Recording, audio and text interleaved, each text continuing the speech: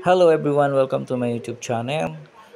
So andito na naman po muli, may ginagawa akong commission portrait which is ito'y monochromatic in gray, which is I use this medium which is oil on canvas. Okay, so dito po nakikita niyo yung process kung paano ko ginagawa. Okay, so base po sa reference, although yung reference po ay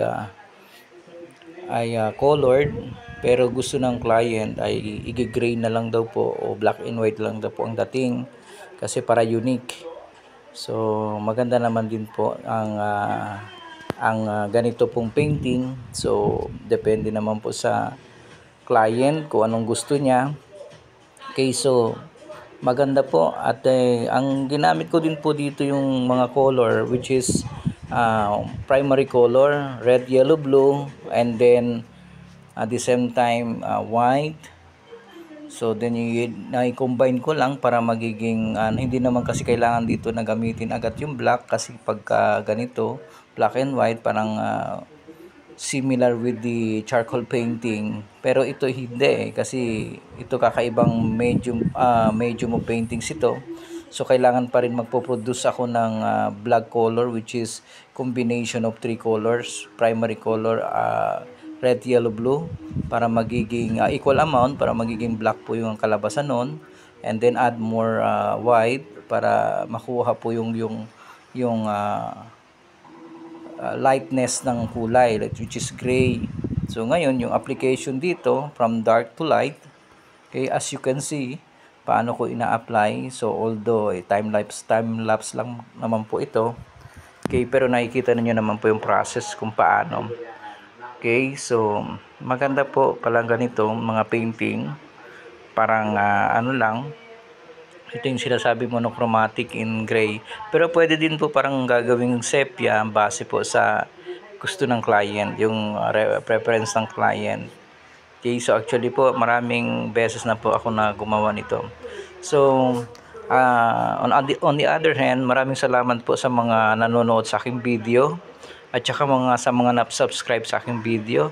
Okay, so maraming salamat po. So although hindi pa to po tayo monetize, pero sinisikap po ng iyong lingkod na talagang ma-monetize. Hindi lang po araw-araw po nag-upload ng video dahil po busy po lagi.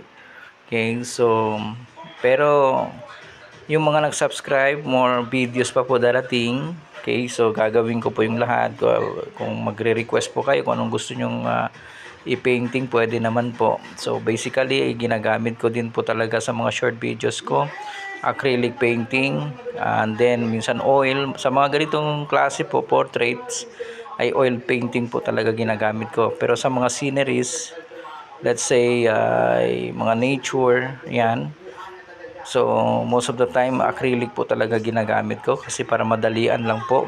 Kasi as you know, yung acrylic po kasi madali lang po kasi siya matuyo, while ang oil paint ay talagang matagal po talaga matuyo po ito. So araw po talaga. So ngayon tapos patong-patong po yung applications para magiging bright po siya ang kulay, kasi kung isang base lang ng application ng kulay, so tendency habang siya natutuyo nagiging ano po siya, puklain, manipis lang. So then habang tumatagal namomoist po siya. So kailangan po talaga na makapal po yung pintura. Yun yung pinaka-importante po. So minsan pinag-aaralan ko din po para mawala po yung moist na sa painting, pero basically po talagang natural po talaga kasi oil po kasi ito. So nangyayari po talagang namomoist po siya dahil sa klema. Okay, so ang ano po dito, so pamamaraan, sabi ng iba, so kailangan mag-apply ng varnish para manatili po yung kulay ng paintings. So dito po ginagamit ko yung mga brush ko, tatlo lang, bristle brush, pan brush. Okay, so ayun po, yun po yung mga ginagamit ko talaga. So ngayon, as you can see kung paano yung mga application niya, paano yung blending ng kulay, at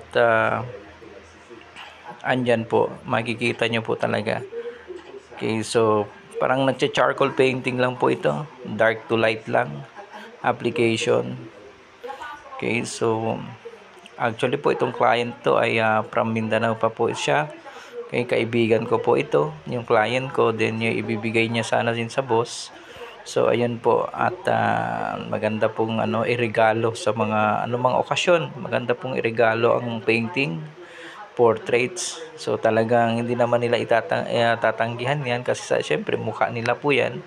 Okay, so kailangan lang as an artist, portrait artist, kailangan pagandahin talaga para ma-meet po yung expectation ng client. Anong gusto ng client, talagang kailangan masunod po talaga. Ayun po. So, more videos pa po darating at para marami po kayong makikitang mga idea po, techniques, okay? Sa mga beginners po, talagang pwede nila po itong pag-aralan, matuto sila sa mga paano po gagawin yung mga paintings na ito. So actually, bilang artist talaga, marami pong mga techniques na pwede nating gawin. Okay, so nasa sa atin lang din po yun. Okay, so iba-iba nga lang stroke. Pero ang kalabasan naman po kung ano yung mga references natin na ginagayahan, ay yun din po ang kalabasan. Kailangan po talaga accuracy ng portrait, yung human figure. Kasi kung ano po yung nandun sa picture, kailangan yun din po talaga kamukha po talaga. Mababago nga lang po ang kulay, pero kailangan yung accuracy ng figure po ng picture ilalabas na yung resulta ay talagang kamukha po talaga.